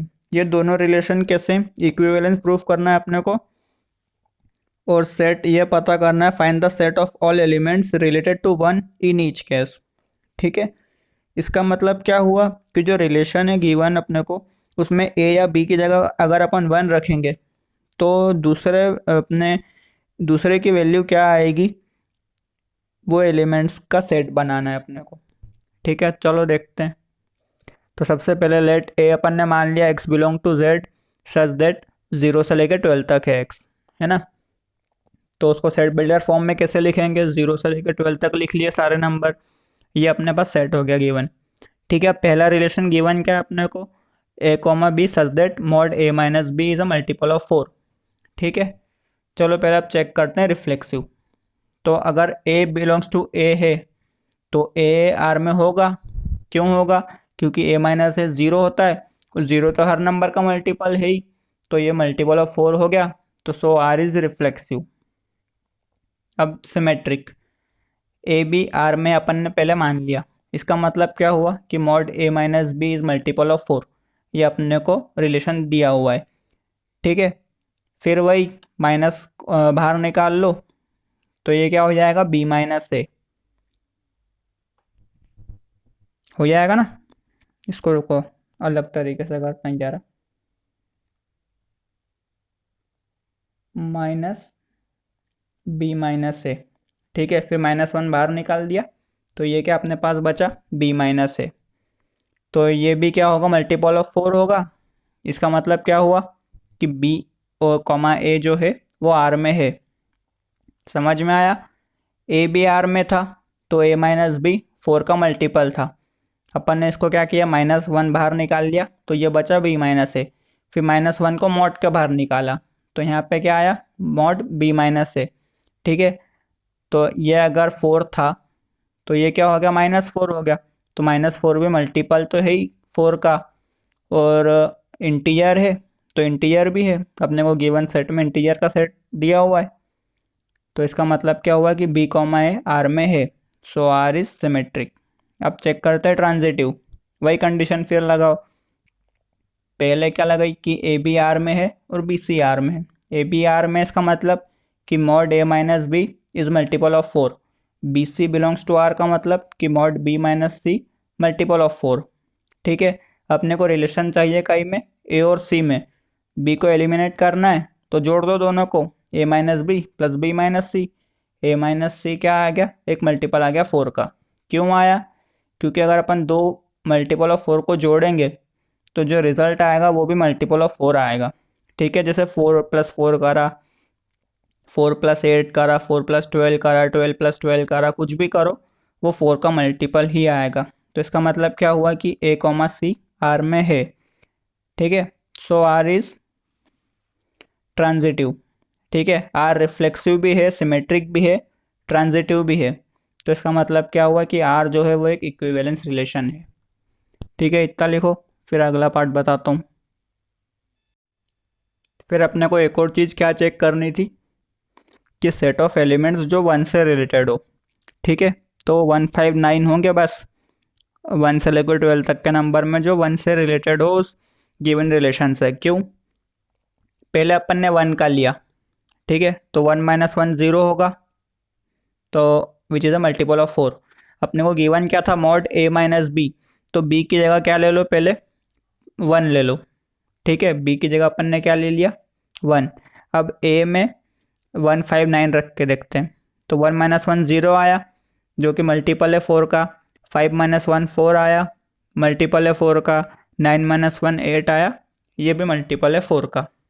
ठीक, सेकंड रिलेशन क्या गिवन था, A comma B such that A equal to B. ठीक है, ये रिलेशन तो सिंपल सा गिवन है। रिफ्लेक्सिव के लिए क्या कि अगर ए कैपिटल ए सेट में है तो ए कॉमा ए आर में होगा, क्योंकि ए इक्वल टू ए तो होता ही है, कोई ज़्यादा मेहनत की ज़रूरत नहीं इसमें। So R is reflexive. Symmetric, symmetric में क्या, पहले वही A B belongs to R मान लो। इसका मतलब क्या हुआ, A equal to B. A equal to B को अपन लिख सकते हैं B equal to A. B equal to A आ गया, इसका मतलब क्या हुआ कि B comma A belongs to R. A B R में है, बी ए भी आर में है, सो आर इज सिमेट्रिक। ट्रांजिटिव के लिए फिर वही condition, A B belongs to R and B C belongs to R. इसका मतलब क्या हुआ, A B belongs to R का मतलब A equal to B C belongs to R का मतलब बी इक्वल टू सी। दोनों को साथ में लिखा तो ए इक्वल टू सी लिख दिया, सो आर इज ट्रांजिटिव। ठीक है, ए इक्वल टू सी का मतलब क्या हुआ कि A comma C belongs to R. ठीक है, ए बी आर में है, बी सी आर में है, ए सी आर में आ गया, सो आर इज ट्रांजिटिव। ठीक है, अब आर क्या है, रिफ्लेक्सिव भी है, सिमेट्रिक भी है, ट्रांजिटिव भी है, तो आर क्या हो गया, एक इक्विवेलेंस रिलेशन हो गया। अब इसमें क्या, set of elements related to 1। अपने को रिलेशन का गिवन है ए इक्वल टू बी। अब इसमें बी की जगह 1 रखा तो ए की जगह कौन सा एलिमेंट रखेंगे अपन कि इस रिलेशन को सेटिस्फाई करें। तो इधर 1 है तो एलएचएस में भी 1 आएगा, बस 0 से लेकर 12 तक में सिर्फ एक 1 है जो इस रिलेशन को सेटिस्फाई करेगा। तो सेट में क्या आया, 1। लिख लो। 10th क्वेश्चन क्या दिया है, give an example of relation which is.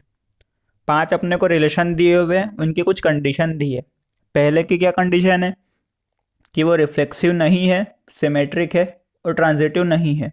दूसरे की क्या है कि रिफ्लेक्सिव नहीं है, सिमेट्रिक भी नहीं है और ट्रांजिटिव है। तीसरे की रिफ्लेक्सिव है, सिमेट्रिक है, ट्रांजिटिव नहीं है। चौथे की रिफ्लेक्सिव है, सिमेट्रिक नहीं है, ट्रांजिटिव है। पांचवे की रिफ्लेक्सिव नहीं है, सिमेट्रिक है, ट्रांजिटिव भी है। तो पहले तो एक सेट मान लो 1 2 3, क्योंकि इसी में तो अपन रिलेशन लगाएंगे। तुम मन से कुछ भी मान सकते हो, बस ये तीनों कंडीशन जो है एक रिलेशन में सेटिस्फाई होनी चाहिए।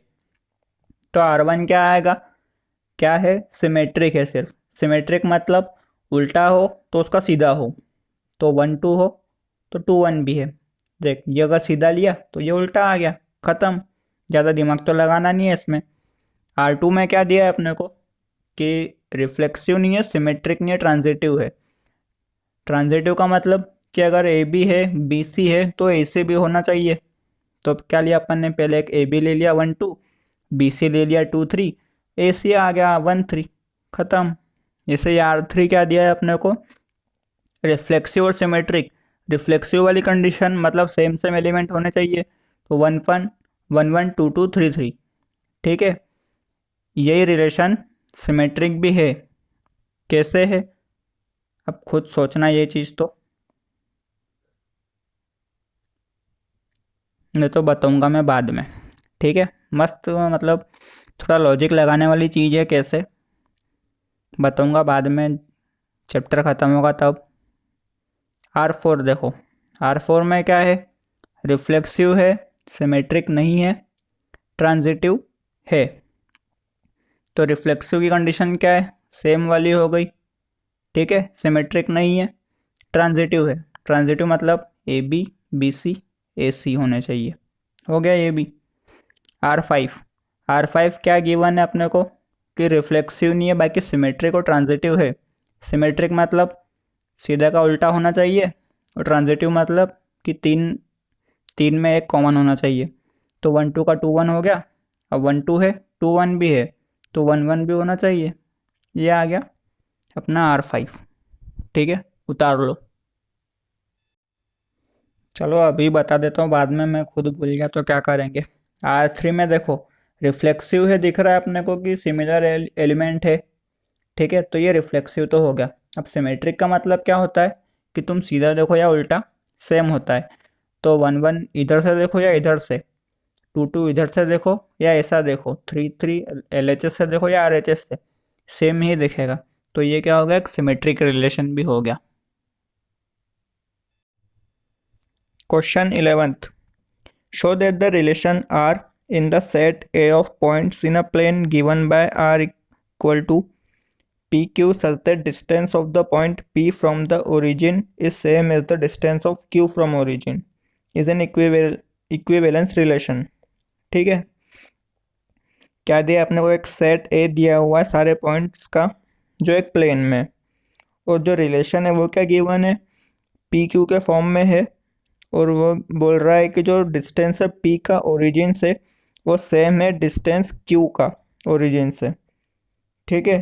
पहले अपने को ये बताना है कि ये रिलेशन जो है वो इक्विवेलेंस है, और उसके बाद अपने को बताना है show that the set of all point related to a point P not equal to 0 0 is the circle passing through P with origin as center, ठीक है।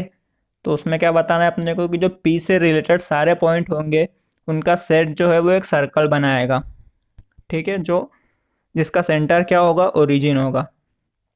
तो पहले अपन पार्ट ए समझते हैं। ए अपने को गिवन सेट क्या है, set of points in a plane, ठीक। रिलेशन क्या गिवन है, P comma Q such the distance of P and Q from origin is same. जो ओरिजिन से डिस्टेंस है, एक अपन ने प्लेन माना, x axis y axis, x y plane लिया, ठीक है। और रिलेशन क्या गिवन है कि पी और क्यू का जो डिस्टेंस है ओरिजिन से वो कैसा है, सेम है, ठीक। Given O P equal to O Q. तो पहले अपन चेक करते हैं रिफ्लेक्सिव है या नहीं है, ठीक है। कोई पॉइंट अपन ने लिया एक्स काई में, इसमें अपने सेट में जो पॉइंट है एक प्लेन में, ठीक है। तो x कॉमा एक्स आर में होगा क्या, अगर x का डिस्टेंस मान लो 2 है, तो x का डिस्टेंस क्या होगा 2, दोनों डिस्टेंस सेम हो गए, तो ये r में है। तो इसका मतलब क्या हुआ कि r is reflexive. Symmetric, symmetric के लिए पहले अपन मान लो P Q belongs to r है, ठीक है। इसका मतलब क्या गिवन है अपने को कि distance of P and Q from origin is same, ठीक है। इसको अपन पी एंड क्यू लिखे या क्यू एंड पी लिखे, सेम बात है, क्योंकि डिस्टेंस तो सेम है। तो इसका मतलब क्या हुआ कि Q comma P belongs to R हुआ। पी क्यू आर में है, क्यू पी आर में आ गया, तो आर कैसा हो गया, सिमेट्रिक हो गया। अब चेक करते हैं ट्रांजिटिव वाली कंडीशन। तो पहले अपन ने एक चीज ली, पी कोमा क्यू आर में है और क्यू और आर डैश आर में है। यहाँ पे आर मत लिख देना क्योंकि इधर आर पहले से ही है, कंफ्यूजन हो जाएगा नहीं तो अपन ने आर डैश लिख लिया। तो पी क्यू आर में इसका मतलब क्या हुआ कि ओरिजिन से पी का डिस्टेंस और ओरिजिन से क्यू का डिस्टेंस इक्वल है। ठीक है। क्यू आर डैश का मतलब क्या हुआ कि ओरिजिन से क्यू का डिस्टेंस और ओरिजिन से आर डैश का डिस्टेंस इक्वल है, तीनों आपस में इक्वल हो गए। तो मतलब P O equal to R dash O आ गया। तो पी और आर डैश भी क्या है, आर रिलेशन में है, मतलब पी का डिस्टेंस और आर डैश का डिस्टेंस ओरिजिन से सेम है। तो जो आर आया वो ट्रांजिटिव आया। अब आर रिफ्लेक्सिव भी है, सिमेट्रिक भी है, ट्रांजिटिव भी है। फिर अपन ने एक प्लेन मान लिया, एक्स वाई प्लेन। ठीक है। एक पॉइंट अपन ने लिया पी जो ओरिजिन पे नहीं है, लेकिन ओरिजिन से उसका डिस्टेंस कितना है, के। ठीक है। अपने को रिलेशन में क्या गिवन था कि जो दूसरा पॉइंट है वो ओरिजिन से और पी के बीच में जो डिस्टेंस है वो सेम होना चाहिए। तो अपन ने सारे सेम डिस्टेंस पे पॉइंट लिए के के डिस्टेंस पे, तो तुमको एक सर्कल बनता हुआ दिख जाएगा। ठीक है। तो बस यही अपने को लिखना है। तो the set of all points related to point P not equal to 0 0 will be those points whose distance from origin is same as distance of P from origin। Relation की कंडीशन यही है कि जो पॉइंट है उसका distance P से बराबर होना चाहिए ओरिजिन से। ठीक है। P का डिस्टेंस ओरिजिन से और सारे पॉइंट्स का डिस्टेंस ओरिजिन से कैसा होना चाहिए, सेम होना चाहिए। तो if O 0 0 is origin and OP equal to K, ठीक है, then set of all points related to P is a distance k from origin. जितने भी पॉइंट होंगे वो सारे कितने डिस्टेंस पे होंगे, के डिस्टेंस पे होंगे। तो hence this set of points will form a circle with centre at origin and this circle is passing through P. ये पी से पास होता दिख ही रहा है अपने को सर्कल। ठीक है। और सेंटर क्या हो गया, ओरिजिन। लिख लो। तुम और सिंपल शब्दों में लिख सकते हो अगर मन से तो लिख लेना। Question 12th, show that the relation R defined in the set A of all triangles as R equal to T1, T2 such that T1 is similar to T2।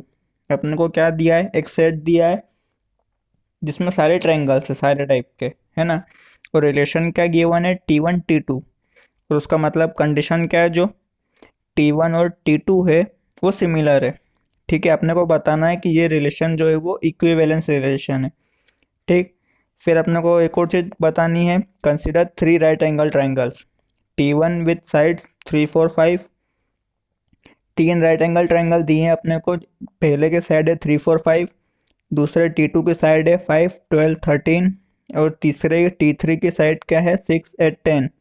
अपने को बताना है which triangles among T1 T2 T3 are related. ठीक है। तो T1 T2 और T3 में कौन से दो ट्राइंगल रिलेटेड है अपने को वो बताना है। तो पहले तो देख लो, जो आर गिवन है वो क्या है, T1 T2 और T1 is similar to T2, ये गिवन है अपने को। जो सेट गिवन है वो क्या है, सेट ऑफ ऑल ट्राइंगल्स। तो पहले देखते हैं कि ये रिलेशन रिफ्लेक्सिव है या नहीं। तो सीधी सी बात है कि हर ट्रायंगल खुद से तो सिमिलर होगा ही होगा। तो R is reflexive since every triangle is similar to itself. अब सिमेट्रिक, तो सिमेट्रिक के लिए सबसे पहली लाइन यही है कि late T1 T2 belongs to are. जो भी दो चीज़ें अपने को गिवन है वो आर में है। ठीक है। इसका मतलब क्या हुआ, implies that T1 is similar to T2। ठीक है। T1 और T2 कैसे हैं, सिमिलर है, तो इसको T2 is similar to T1 भी लिख सकते हैं, कोई अलग बात नहीं होगी वो। इसका मतलब क्या हुआ कि T2 T1 belongs to R होगा। ठीक है। सीधा भी है उल्टा भी है, तो आर कैसा हो गया, सिमेट्रिक हो गया। अब ट्रांजिटिव, तो ट्रांजिटिव के लिए पहले T1 T2 और T2 T3 क्या है, बिलोंग्स टू आर है। पहली लाइन का मतलब क्या हुआ कि T1 and T2 are similar, और दूसरी लाइन का मतलब क्या हुआ, T2 and T3 are similar triangles.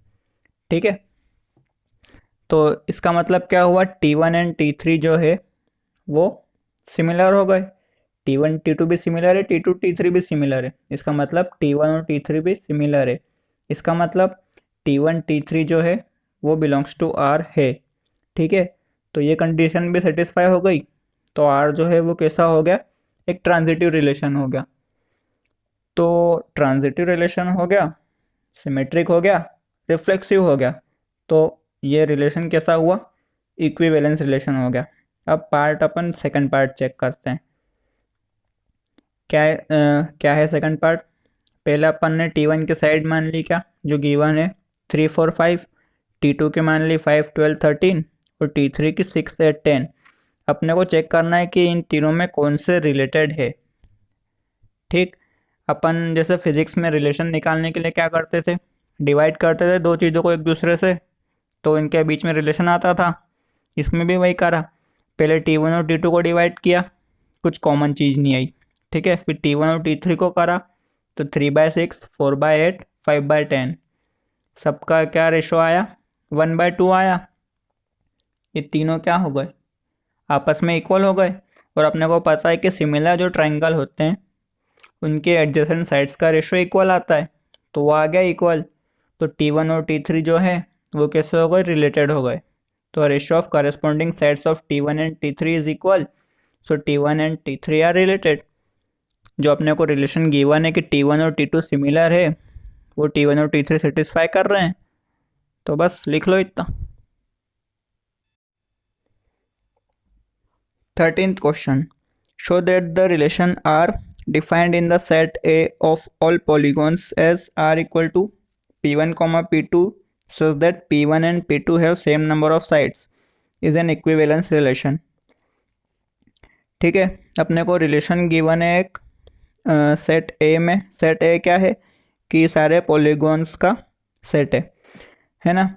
Polygon मतलब जिसके एक से ज़्यादा साइड हो उसको बोलते हैं पॉलीगॉन। गॉन मतलब साइड, पॉली मतलब एक से ज़्यादा। ठीक, तो जो रिलेशन गिवन है वो क्या है, P1 और P2 के साइड्स जो हैं वो सेम है। मतलब अगर दो साइड है एक का, तो दूसरे का भी दो ही साइड होंगे। तीसरे अपने पहले के अगर तीन साइड है तो दूसरे के भी तीन साइड होंगे। तो ये रिलेशन गिवन है अपने को बताना है कि ये जो रिलेशन है वो एक इक्विवेलेंस रिलेशन है। और फिर अगले पार्ट में अपने को बताना है कि what is the set of all elements in A related to a right angle triangle T with sides 3 4 and 5। एक राइट एंगल ट्राइंगल दिया हुआ है अपने को जिसकी साइड्स है 3 4 और 5। उसमें बताना है कि कौन कौन से एलिमेंट्स अपने जो गिवन रिलेशन को सेटिस्फाई करेंगे। ठीक है, तो देखो जो रिलेशन गिवन है वो P1 P2 क्या है, P1 and P2 have same number of sides. तो क्या R रिफ्लेक्सिव होगा, अगर एक कोई अपन P1 ले ए में, तो P1 P1 तो आएगा ही आएगा R में। क्यों, क्योंकि P1 की जो नंबर ऑफ साइड्स होगी वो P1 की होगी, खुद से तो रिलेटेड होगा ही होगा वो। सिमेट्रिक, सिमेट्रिक में क्या कि वही कंडीशन कि पहले अपन लगाएंगे P1 P2 R में है ऐसा अपन मान लेते हैं। इसका मतलब क्या हुआ, P1 एंड P2 है सेम नंबर ऑफ साइड्स। ठीक है, P1 और P2 की जो साइड्स है वो सेम है, तो इसको उल्टा भी अपन लिख सकते हैं कि P2 और P1 की जो साइड्स है वो सेम है, कोई फ़र्क नहीं पड़ेगा। P1 P2 भी है, P2 P1 भी है, तो P2 P1 belongs to R। तो R कैसा हो गया, सिमेट्रिक रिलेशन हो गया। ठीक है, अब ट्रांजिटिव, ट्रांजिटिव में क्या, P1 P2 R में पहले मान लो, और एक P2 P3 R में मान लो। P1 P2 belongs to R का मतलब क्या है कि P1 and P2 have same number of sides. P2 P3 belongs to R का मतलब P2 and P3 have same number of sides. ठीक है, P1 P2 की भी सेम है, P2 और P3 की भी सेम है। इसका मतलब P1 और P3 की भी अपने जो साइड्स होगी वो कैसी होगी, सेम होगी। तो इसका मतलब क्या हुआ कि P1 और P3 जो है वो भी R में बिलोंग करती है। ठीक है, तो a B belongs to R, b C belongs to R और a c belongs to R आ गया। तो आर जो है वो कैसा हो गया, एक ट्रांजिटिव रिलेशन हो गया। ठीक है। अब सेकंड पार्ट में अपने को क्या दिया हुआ है, एक राइट एंगल ट्रायंगल दिया है विथ साइड्स 3 4 5। तो अपने को उन एलिमेंट्स का सेट बताना है जो इससे रिलेटेड होंगे। तो सिर्फ वही रिलेटेड होंगे जिनकी 3 साइड होगी। तो 3 साइड किसकी होती है, ट्रायंगल की होती है। तो जो ट्रायंगल्स का अपना वो होगा सेट, वो क्या होगा, इससे रिलेटेड होगा, इस राइट एंगल ट्रायंगल से। ये साइड्स 3 4 5 सिर्फ कंफ्यूज करने के लिए दिए, इसका कोई काम नहीं है, लिख लो। The elements in A related to right angle triangle with sides 3 4 5 are those polygons which have 3 sides. Hence set of all elements in A related to triangle T is set of all triangles.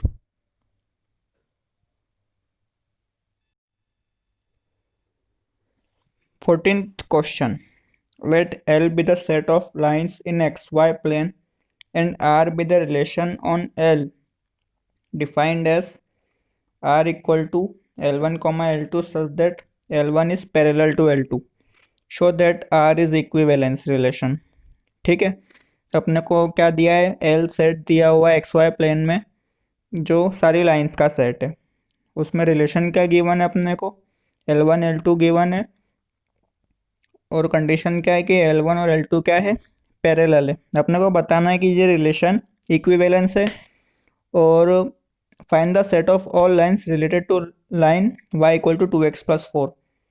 और अपने को सारी lines का set बताना है जो y equal to 2x+4 से related हो। ठीक है, रिलेटेड मतलब y इक्वल टू 2x+4 के पैरेलल लाइंस का सेट बताना है। तो पहला पार्ट करते हैं a. r equal to given है अपने को L1 comma L2 such that L1 is parallel to L2। ठीक है। r रिफ्लेक्सिव होगा क्योंकि हर लाइन खुद के तो पैरेलल होती ही होती है। तो R is reflexive as any line L1 is parallel to itself, that is L1 comma L1 belongs to R। ठीक है। Second part symmetric, L1 comma L2 R में अपन मान लो पहले, तो इसका मतलब क्या हुआ कि L1 is parallel to L2।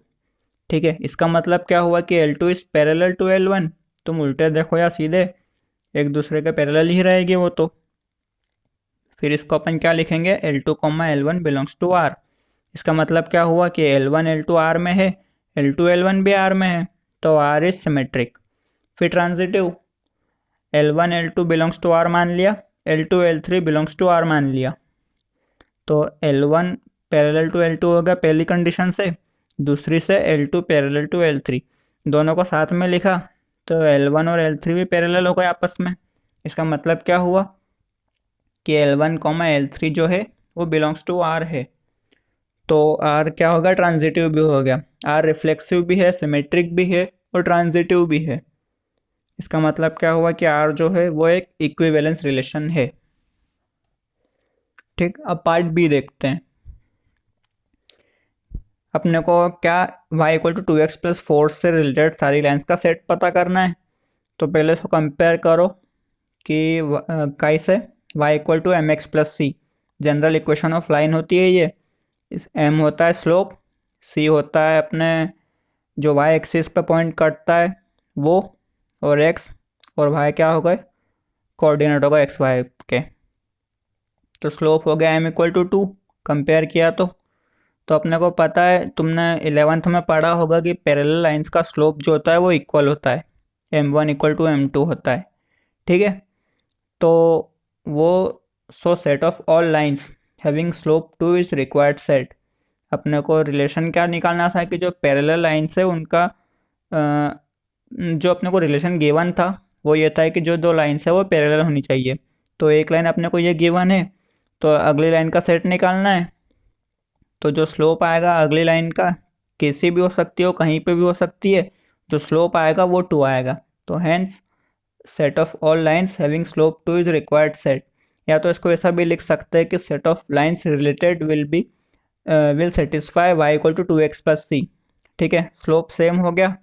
अब जो y एक्सिस पर पॉइंट कटेगा वो रियल नंबर में कहीं भी हो सकता है, तो c बिलोंग्स टू r लिख लिया। ठीक है, 2 ऑब्जेक्टिव बचे हैं, देख लेते हैं, एक्सरसाइज खत्म।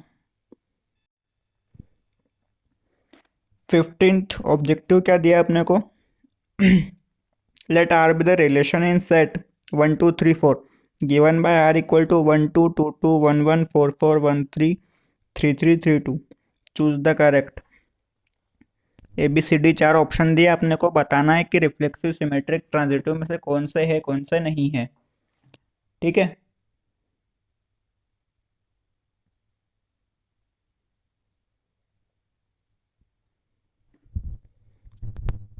तो चेक कर लो। पहले रिफ्लेक्सिव देखते हैं। 1 1 है, 2 2 है, 3 3 है, 4 4 है। तो सारे ए बिलोंग्स टू ए के लिए A comma A belongs to R है, तो रिफ्लेक्सिव तो हो गया। बी देखते हैं अब। 1 2 बिलोंग्स टू आर है, तो 2 1 बिलोंग्स टू आर भी होना चाहिए। 2 1 दिख रहा है क्या? कहीं 2 1 नहीं है, तो सिमेट्रिक तो नहीं है ये। अब ट्रांजिटिव देखते हैं। 1 2 है, 2 2 है, तो 1 2 है। फिर कौन सा देखें? और 1 3 है, 3 3 तो 1 3 भी है। 1 3 है, 3 2 है, तो 1 2 भी है, तो ये ट्रांजिटिव भी है। तो कौन सा हो गया? रिफ्लेक्सिव है और ट्रांजिटिव है। तो जो ऑप्शन है वो बी की 1 है इसमें, है ना। 16th ऑब्जेक्टिव क्या है? Let R be the relation in set N, N मतलब natural numbers, given by R equal to A comma B such that A equal to B minus 2 और बी जो है वो 6 से बड़ा है। तो चूज द करेक्ट आंसर। 2 4 3 8 6 8 8 7। अपने को बताना है कौन सा सही है इसमें से। तो ए इक्वल टू बी माइनस 2 है, तो बी और डी तो हटा ही लो यार तुम। क्यों? क्योंकि ये 2 के डिफरेंस में नहीं है, ए और बी के बीच में 2 का डिफरेंस नहीं है। इसमें 5 का डिफरेंस है, इसमें 1 का डिफरेंस। कितना दिया अपने को? 2। ठीक है, तो बी और डी हट गए, बचा क्या? ए और सी। अब अगली कंडीशन क्या है? बी इज ग्रेटर देन 6, तो बी इज ग्रेटर देन 6 में ए तो आएगा नहीं। ग्रेटर देन 6 वाला कौन सा है? सी। तो जो आंसर है वो 6, 8 बिलोंग्स टू आर, मतलब सी वाला। खत्म एक्सरसाइज। पसंद आया वीडियो तो लाइक करना, शेयर करना। कुछ तुम्हारे फीडबैक हो तो मेरे को इंस्टाग्राम पे भयंकर कोचिंग क्लासेस पे डीएम कर देना, देख लेंगे अपन।